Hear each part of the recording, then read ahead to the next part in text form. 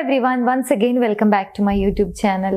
ഇന്നത്തെ വീഡിയോയിലൂടെ നിങ്ങളുമായി ഷെയർ ചെയ്യാൻ പോകുന്നത് നിങ്ങൾ ഇഷ്ടപ്പെടുന്ന വ്യക്തി അല്ലെങ്കിൽ നിങ്ങളുടെ life partner, especially your man, നിങ്ങളോട് കുറച്ചുകൂടി ഇമോഷണലി ഓപ്പൺ അപ്പ് ആവണം, അല്ലെങ്കിൽ ഇമോഷണലി അറ്റാച്ച്ഡ് ആകണം, നിങ്ങളോട് മാനസികമായി കുറെ കൂടി അടുക്കണം, വൾണറബിളായി സംസാരിക്കണം എന്നൊക്കെ നിങ്ങൾ ആഗ്രഹിക്കുന്നുണ്ടെങ്കിൽ ഇനി പറയാൻ പോകുന്ന ക്വാളിറ്റീസ് നിങ്ങൾക്കുണ്ടായിരിക്കണം. ഒരുപക്ഷെ നിങ്ങളിപ്പോൾ കണ്ട് പരിചയപ്പെട്ട് അല്ലെങ്കിൽ ഒരു റിലേഷൻഷിപ്പിൽ ആയിട്ടുള്ള ഒരു വ്യക്തിയായിരിക്കാം, അല്ലെങ്കിൽ റിലേഷൻഷിപ്പിലാവാൻ സാധ്യതയുള്ള ഒരു വ്യക്തിയായിരിക്കാം. അപ്പോൾ അങ്ങനെയുള്ള ആളുകളൊക്കെ നിങ്ങളോട് ഇമോഷണലി ഓപ്പൺ അപ്പ് ആവണം, അല്ലെങ്കിൽ ആ ഒരു അറ്റാച്ച്മെന്റ് നിങ്ങൾക്കിടയിൽ ഉണ്ടാകണം എന്നൊക്കെ ഉണ്ടെങ്കിൽ ഇനി പറയാൻ പോകുന്ന ക്വാളിറ്റീസ് തീർച്ചയായിട്ടും നിങ്ങളിൽ ഉണ്ടായിരിക്കണം എന്നുള്ളതാണ്. സോ എന്തൊക്കെയാണ് ഈ ക്വാളിറ്റീസ് എന്നുള്ളത് നോക്കാം. ഒന്നാമതായി, നിങ്ങൾ ഇഷ്ടപ്പെടുന്ന വ്യക്തി നിങ്ങളോട് ഇമോഷണലി ഓപ്പൺ അപ്പ് ആകണം എന്നുണ്ടെങ്കിൽ നിങ്ങൾ അതിന് കേപ്പബിൾ ആണ്, അല്ലെങ്കിൽ നിങ്ങളുടെ ഇമോഷൻസിനെ തന്നെ ബാലൻസ്ഡ് ആക്കുന്ന ഒരു വ്യക്തിയാണ്, അത് ബാലൻസ് ചെയ്യാൻ കഴിയുന്ന ഒരു വ്യക്തിയാണ്.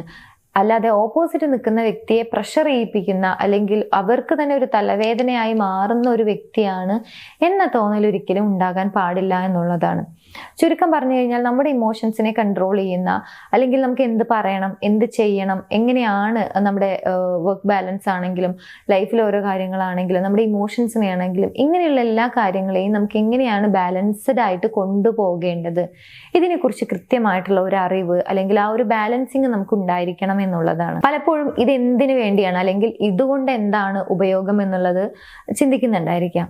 അല്ലെങ്കിൽ നമുക്കുണ്ടാകുന്ന ഫീലിങ്സ് അല്ലെങ്കിൽ നമ്മുടെ ഇമോഷൻസിനെ എങ്ങനെയാണ് ഡീൽ ചെയ്യേണ്ടത് എന്നുള്ളത് നമുക്ക് തന്നെ കൺഫ്യൂസ്ഡ് ആണ് എന്നുണ്ടെങ്കിൽ സ്വാഭാവികമായിട്ടും മറ്റൊരാളുടെ ഇഷ്യൂ പരിഹരിക്കാനോ, അല്ലെങ്കിൽ മറ്റൊരാൾ എന്തെങ്കിലും കാര്യങ്ങൾ പറയുന്ന സമയത്ത് അത് നമുക്ക് ഉൾക്കൊള്ളാനോ, അല്ലെങ്കിൽ അതിനൊരു സൊല്യൂഷൻ കണ്ടെത്താനോ, അല്ലെങ്കിൽ അതിനൊരു സപ്പോർട്ട് കൊടുക്കാനോ ഒന്നും നമുക്ക് കഴിയില്ല. ബിക്കോസ് നമ്മൾ തന്നെ നമ്മുടെ ഇമോഷൻസുമായിട്ട് സ്ട്രഗിൾ ചെയ്തുകൊണ്ടിരിക്കുകയാണ്. സോ ഇങ്ങനെയുള്ള ഒരു വൈബാണ്, അല്ലെങ്കിൽ ഇങ്ങനെയുള്ള ഒരു മെസ്സേജ് ആണ് നിങ്ങളുടെ പ്രസൻസിലൂടെ അവർക്ക് ലഭിക്കുന്നത് എന്നുണ്ടെങ്കിൽ അവർ നിങ്ങളോട് ഇമോഷണലി ഓപ്പൺ അപ്പ് ആവില്ല. പകരം നിങ്ങളുടെ ഇമോഷൻസിനെ കൺട്രോൾ ചെയ്യാൻ സാധിക്കുന്നുണ്ട്, നിങ്ങളൊരു പ്രഷർ ചെയ്യുന്നില്ല, പകരം അട്രാക്റ്റീവ് ആയിട്ടുള്ള ഒരു പേഴ്സൺ ആയിട്ടാണ് നിങ്ങൾ മാറുന്നത് നിങ്ങളുടെ പ്രവൃത്തികളിലൂടെ, നിങ്ങളുടെ സംസാരത്തിലൂടെ. സോ ഇങ്ങനെ ഒരു അട്രാക്റ്റീവ് ആയിട്ടുള്ള ഒരു പേഴ്സണാലിറ്റിയാണ്, നിങ്ങൾക്ക് എല്ലാ കാര്യങ്ങളും ബാലൻസ്ഡ് ആയി കൊണ്ടുപോകാൻ കഴിയുന്നുണ്ട് ഒരു പരിധി വരെ എന്നൊക്കെ തോന്നുന്നുണ്ടെങ്കിലാണ് പലപ്പോഴും നിങ്ങൾ ഇഷ്ടപ്പെടുന്ന വ്യക്തി നിങ്ങളോട് ഇമോഷണലി ഓപ്പൺ അപ്പ് ആവാൻ ശ്രമിക്കുന്നത്. സോ ഇതാണ് ഒന്നാമത്തെ ക്വാളിറ്റി എന്ന് പറയുന്നത്. ഇനി രണ്ടാമതായിട്ട് വരുന്ന ഒരു ക്വാളിറ്റിയാണ് capacity to receive his emotions.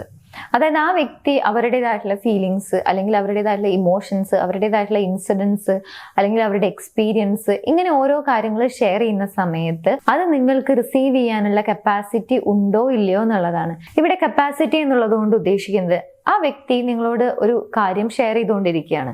അങ്ങനെ ഷെയർ ചെയ്യുന്ന സമയത്ത് നിങ്ങൾ പെട്ടെന്ന് ജഡ്ജ്മെന്റിലാവുകയാണ്, അല്ലെങ്കിൽ അവർ പറയുന്ന കാര്യങ്ങളെ വളരെ നിസ്സാരമായിട്ടാണ് ട്രീറ്റ് ചെയ്യുന്നത്, അല്ലെങ്കിൽ തമാശ രൂപേണയാണ് ട്രീറ്റ് ചെയ്യുന്നത്, അല്ലെങ്കിൽ ഒരു പണിഷ്മെന്റ് എന്ന രീതിയിൽ അവരെ കുറ്റപ്പെടുത്തിക്കൊണ്ട്, അല്ലെങ്കിൽ അത് ചെയ്യാമായിരുന്നു, ഇത് ചെയ്യാമായിരുന്നു, ഇങ്ങനെ അവരെ ഡിസ്കംഫർട്ട് ആകുന്ന രീതിയിലാണ് അവർ ഓരോ കാര്യങ്ങൾ ഷെയർ ചെയ്യുന്ന സമയത്ത് നിങ്ങളുടെ റെസ്പോൺസ് ഇങ്ങനെയാണ് എന്നുണ്ടെങ്കിൽ സ്വാഭാവികമായിട്ടും പിന്നീട് അവർ നിങ്ങളോട് ഇമോഷണലി ഓപ്പൺ അപ്പ് ആവില്ല, അല്ലെങ്കിൽ പല കാര്യങ്ങളും പിന്നീട് പറയേണ്ട, അല്ലെങ്കിൽ പറഞ്ഞിട്ട് കാര്യമില്ല, അല്ലെങ്കിൽ പറയേണ്ടതിന്റെ ആവശ്യകതയില്ല എന്നുള്ളൊരു നിഗമനത്തിലേക്ക് എത്തും. സോ നിങ്ങൾ ഇഷ്ടപ്പെടുന്ന വ്യക്തി നിങ്ങളോട് ഇമോഷണലി ഓപ്പൺ അപ്പ് ആകണം എന്നുണ്ടെങ്കിൽ അവർ പറയാൻ പോകുന്ന കാര്യങ്ങൾ ഉൾക്കൊള്ളാനുള്ള ഒരു കപ്പാസിറ്റി, അല്ലെങ്കിൽ ആ ഒരു കഴിവ്, അത് മനസ്സിലാക്കാനുള്ള ഒരു സ്ട്രെങ്ത് അത് നിങ്ങൾക്കുണ്ട് എന്നുള്ള ഒരു ഉറപ്പ് നിങ്ങൾക്കുണ്ടായിരിക്കണം. അല്ലെങ്കിൽ അതാണ് രണ്ടാമതായിട്ട് നമുക്ക് വേണ്ട ഒരു ക്വാളിറ്റി.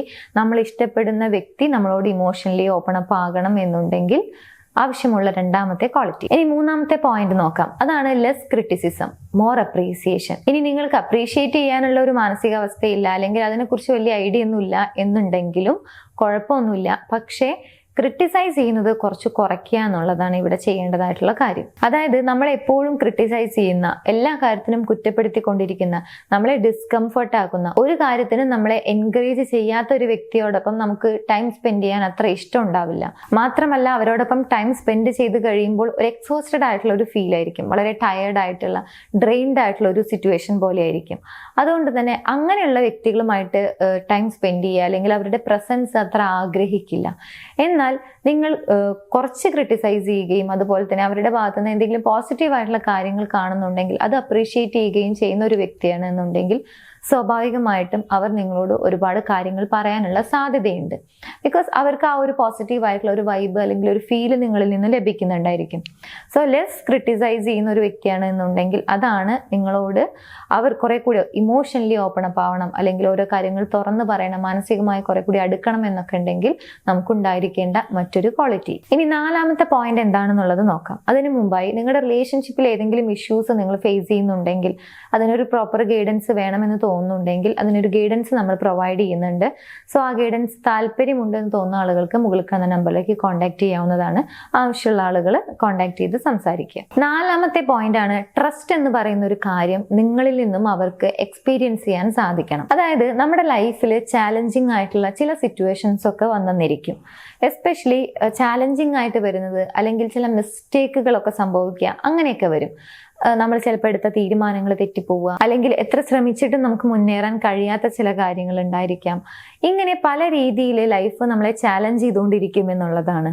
അങ്ങനെയുള്ള സിറ്റുവേഷൻസിലും നിങ്ങൾക്ക് അവരെ റിമൈൻഡ് ചെയ്യിപ്പിക്കാൻ സാധിക്കുന്നുണ്ടെങ്കിൽ, അതായത് നമ്മുടെ സ്ട്രെങ്ത്തിൽ അല്ലെങ്കിൽ നമുക്ക് അതിനുള്ള കപ്പാസിറ്റി ഉണ്ട്, അല്ലെങ്കിൽ നമ്മുടെ പൊട്ടൻഷ്യലിൽ നമ്മൾ വിശ്വസിക്കണം, ഇങ്ങനെ നിങ്ങൾക്ക് അവരെ റിമൈൻഡ് ചെയ്യിപ്പിക്കാൻ സാധിക്കുന്നുണ്ടെങ്കിൽ, ആ ഒരു പോസിറ്റിവിറ്റി നിങ്ങൾക്ക് കൊടുക്കാൻ സാധിക്കുന്നുണ്ടെങ്കിൽ, ഇതിന് പകരം നിങ്ങൾ ക്രിട്ടിസൈസ് ചെയ്തുകൊണ്ടിരിക്കുകയാണ്, അല്ലെങ്കിൽ കഴിയില്ല, എന്നെ കൊണ്ട് പറ്റില്ല, അല്ലെങ്കിൽ എന്ത് പണിയാണ് കാണിച്ചത്, ഇങ്ങനെയൊക്കെ പറഞ്ഞ് അവരെ വീണ്ടും വീണ്ടും ഡൗൺ ആക്കുകയാണോ ചെയ്യുന്നത്, അതോ നേരത്തെ പറഞ്ഞ പോലെ എൻകറേജ് ചെയ്യിപ്പിക്കുകയാണോ? We are humans. നമുക്ക് സ്വാഭാവികമായിട്ട് ചിലപ്പോൾ ഇങ്ങനെയുള്ള സിറ്റുവേഷൻസ് ഒക്കെ വന്നെന്നിരിക്കാം. എല്ലാ സമയത്തും നമ്മൾ എടുക്കുന്ന തീരുമാനങ്ങൾ കറക്റ്റ് ആയിക്കൊള്ളണം എന്നൊന്നുമില്ല. ചിലപ്പോഴൊക്കെ ഇങ്ങനെയുള്ള മിസ്റ്റേക്കുകളും സംഭവിക്കാം. അത് എന്തുകൊണ്ടാണെന്നുള്ളത് മനസ്സിലാക്കി നെക്സ്റ്റ് ടൈം അത് ശ്രദ്ധിക്കുക. അങ്ങനെയാണോ പറയുന്നത്, അതോ ഡിസ്കംഫർട്ട് ആക്കുകയാണോ ചെയ്യുന്നത്? ഇങ്ങനെ ജസ്റ്റ് ഒന്ന് ചെക്ക് ചെയ്യുക. ഇതിൽ ഏതാണ് ആക്ച്വലി ചെയ്യാറുള്ളത് അല്ലെങ്കിൽ ചെയ്തുകൊണ്ടിരിക്കുന്നത് എന്നുള്ളത് ചെക്ക് ചെയ്യുക. സോ ഇത്തരത്തിലുള്ള പോസിറ്റീവ് ആയിട്ടുള്ള ഒരു ഫീലിംഗ് അല്ലെങ്കിൽ ആ ഒരു ട്രസ്റ്റ് എന്ന് പറയുന്ന ഒരു കാര്യം അവർ പറഞ്ഞു കഴിഞ്ഞാൽ എനിക്ക് വിശ്വാസമാണ്, അല്ലെങ്കിൽ ലൈഫ് ചാലഞ്ചിങ് ആയി പോകുമ്പോഴും നമ്മുടെ കൂടെ ആ വ്യക്തി ഉണ്ടായിരിക്കും എന്നുള്ളൊരു വിശ്വാസം അല്ലെങ്കിൽ ഒരു ബിലീഫാണ് ഇതിൽ നിന്നും അവർക്ക് കിട്ടുന്നത്. സോ ഇങ്ങനെയുള്ള ഒരു ട്രസ്റ്റ് നിങ്ങൾക്ക് അവർക്ക് പ്രൊവൈഡ് ചെയ്യാൻ സാധിക്കുന്നുണ്ടോ ഇല്ലയോ എന്നുള്ളത് ചെക്ക് ചെയ്യുക. ഉണ്ട് എന്നാണെങ്കിൽ തീർച്ചയായും ആ വ്യക്തി നിങ്ങളോട് ഇമോഷണലി ഓപ്പൺ അപ്പ് ആവും. ഇത്രയും കാര്യങ്ങൾ അല്ലെങ്കിൽ ഇത്രയും ക്വാളിറ്റീസ് നിങ്ങൾക്ക് ഉണ്ട് എന്നുണ്ടെങ്കിൽ തീർച്ചയായിട്ടും നിങ്ങൾ ഇഷ്ടപ്പെടുന്ന വ്യക്തി, എസ്പെഷ്യലി യുവർ മാൻ, നിങ്ങളോട് കുറെ കൂടി ഇമോഷണലി ഓപ്പൺ അപ്പ് ആവും. അവർ ഇമോഷണലി അറ്റാച്ച്ഡ് ആകാൻ നിങ്ങളോട് ശ്രമിക്കും എന്നുള്ളതാണ്. കാരണം പുരുഷന്മാരെ സംബന്ധിച്ചിടത്തോളം ഇങ്ങനെയുള്ള കാര്യങ്ങളൊക്കെ നോക്കിക്കൊണ്ടാണ് അവർ ഓരോ കാര്യങ്ങളും ഷെയർ ചെയ്യണോ വേണ്ടയോ, അല്ലെങ്കിൽ ഞാൻ പറയുന്ന കാര്യങ്ങൾ ഓപ്പോസിറ്റ് നിൽക്കുന്ന വ്യക്തിക്ക് ഉൾക്കൊള്ളാനുള്ള ഒരു കഴിവുണ്ടോ, അല്ലെങ്കിൽ അത് മനസ്സിലാക്കാൻ അവർക്ക് സാധിക്കുമോ എന്നൊക്കെ ചിന്തിക്കുന്നത്. സോ ഈ പറഞ്ഞ ക്വാളിറ്റീസ് ഒക്കെ നിങ്ങൾക്കുണ്ട് എന്ന് വിചാരിക്കുന്നു. വീഡിയോ യൂസ്ഫുൾ ആണെന്ന് തോന്നുന്നുണ്ടെങ്കിൽ മറ്റുള്ള ആളുകളിലേക്ക് ഷെയർ ചെയ്യാൻ മറക്കരുത്. എൻ്റെ യൂട്യൂബ് ചാനൽ നിങ്ങൾ ആദ്യമായാണ് കാണുന്നത് എന്നുണ്ടെങ്കിൽ, പുതിയ വീഡിയോസ് കാണാൻ താല്പര്യമുണ്ടെങ്കിൽ ചാനൽ സബ്സ്ക്രൈബ് ചെയ്യാനും മറക്കരുത്. റിലേഷൻഷിപ്പിൽ ഏതെങ്കിലും ഇഷ്യൂസ് ഫേസ് ചെയ്യുന്നുണ്ടെങ്കിൽ മുകളിൽ കാണുന്ന നമ്പറിലേക്ക് കോൺടാക്ട് ചെയ്യാവുന്നതാണ്.